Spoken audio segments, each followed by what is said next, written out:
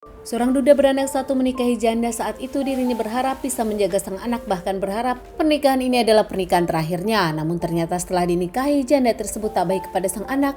Lelaki ini mengambil tindakan dengan menghabisi istri yang baru dinikahi 3 minggu. Kejadian kisah nyata yang aku ceritakan kali ini terjadi di kota Aceh.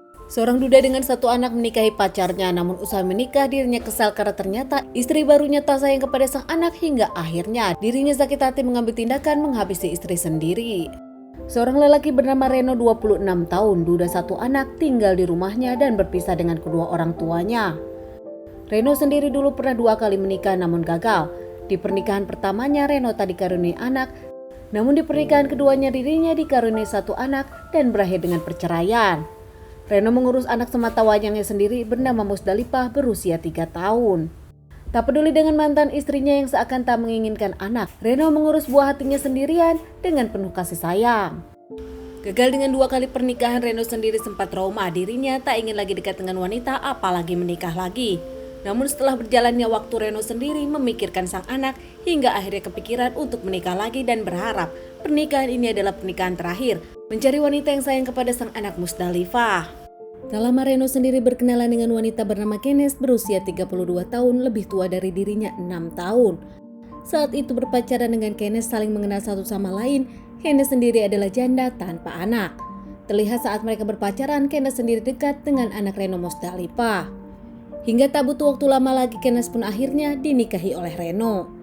Karena Reno sendiri merasa menikahi wanita dewasa yang lebih mengayomi dirinya, bahkan bisa sayang kepada sang anak Musdalifah.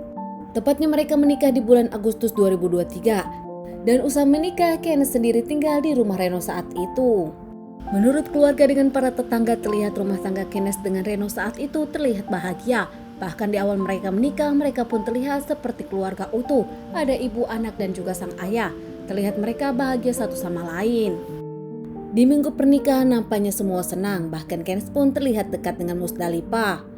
Kenes sempat bingung saat itu karena dirinya belum pernah mengurus anak, bahkan dirinya belum pernah punya anak.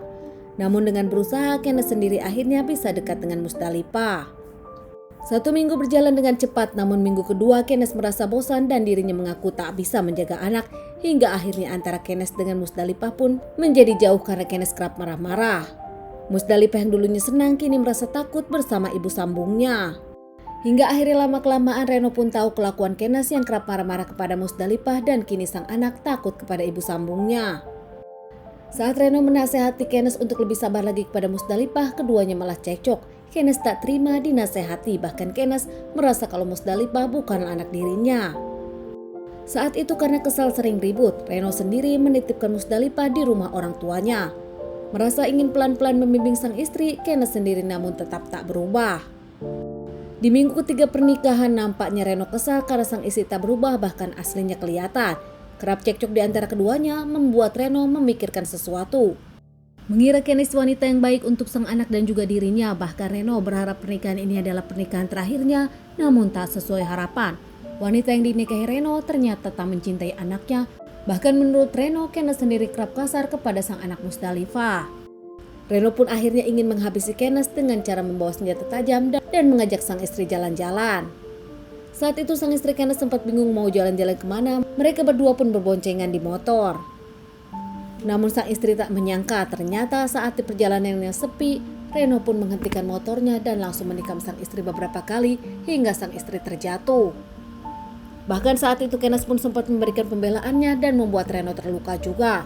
Namun Reno nampaknya makin kalap dan menikam sang istri beberapa kali hingga membuat sang istri tak bernyawa. Reno yang panik setelah melihat sang istri sudah tak bernapas lagi pergi begitu saja meninggalkan sang istri. Di perjalanan dirinya bingung dan ketakutan hingga akhirnya kabur ke rumah saudaranya. Reno pun jujur kepada saudaranya. Reno baru saja menghabisi sang istri yang baru dinikahinya 3 minggu. Keluarga dari Reno pun panik meminta Reno untuk menyerahkan diri dan memberikan pengertian kepada Reno. Hingga akhirnya didampingi keluarga, Reno pun menyerahkan diri. Di tempat kejadian Kenes ditinggalkan, seorang warga pun menemukan Kenes dengan kondisi yang cukup tragis, sudah tak bernyawa hingga lapor kepada pihak kepolisian. Tak lama pihak kepolisian datang evakuasi jasad Kenes dan dibawa ke rumah sakit untuk dilakukan otopsi. Tahu pelakunya adalah suami dari Kenes sendiri yang sudah menyerahkan diri, Pihak kepolisian pun mengembalikan Kenes kepada keluarganya usai dilakukan otopsi.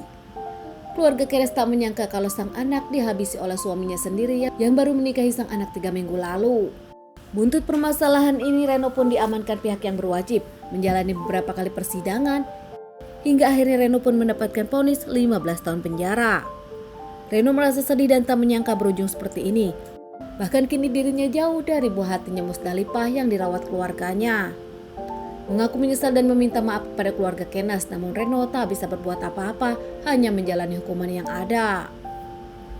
Teman-teman, sekian dulu bahasan kasus yang aku bawakan kali ini. Semoga ini bisa dijadikan pelajaran untuk kita dan ditunggu bahasan kasus-kasus selanjutnya.